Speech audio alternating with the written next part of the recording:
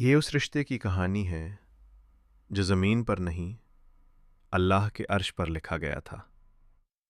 حضرت ابو بکر صدیق رضی اللہ عنہ اور رسول اللہ صلی اللہ علیہ وسلم، دو دل ایک ایمان، دو انسان ایک مشن۔ آج آپ سنیں گے وہ مقدس تعلق جو ہر مومن کے دل کو جگا دیتا ہے۔ حضرت ابو بکر رضی اللہ عنہ جاہلیت میں بھی کبھی شراب کے قریب نہ گئے، کبھی جھوٹ نہ بولا، کبھی بتوں کے آگے نہ جھکے۔ مکہ کے لوگ انہیں امین اور صادق کہتے تھے۔ حیات الصحابہ میں آتا ہے کہ جب رسول اللہ صلی اللہ علیہ وسلم نے ابو بکر رضی اللہ عنہ کو اسلام کی دعوت دی، انہوں نے ایک لمحہ بھی نہ سوچا، فوراً کلمہ پڑھا اور کہا، یہ سچ ہے، میں گواہی دیتا ہوں۔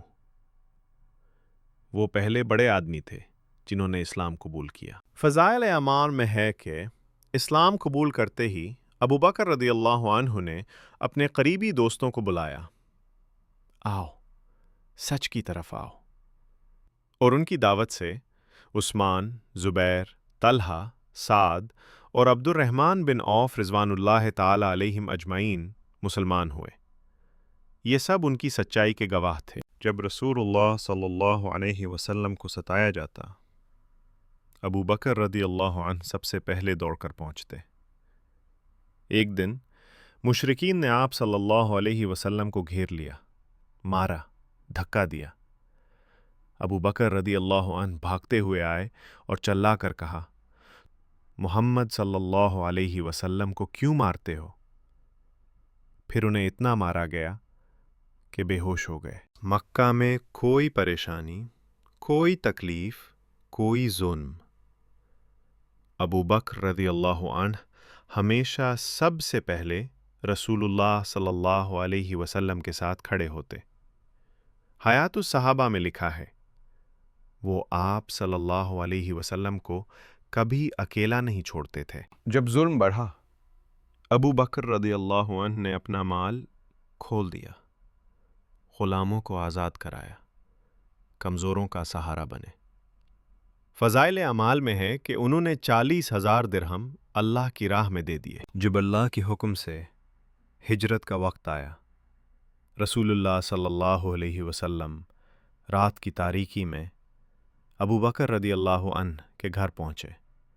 انہوں نے فرمایا، مجھے ایک ساتھی کا حکم دیا گیا ہے۔ ابو بکر نے پوچھا، یا رسول اللہ صلی اللہ علیہ وسلم، کیا مجھے ساتھ جانا ہے؟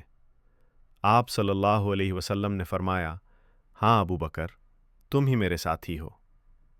وہ خوشی سے رو پڑے۔ رات کا اندھیرا، مکہ کی خاموش گلیاں اور دو عظیم ہستیاں ایک ہی مقصد کے ساتھ نکل پڑی۔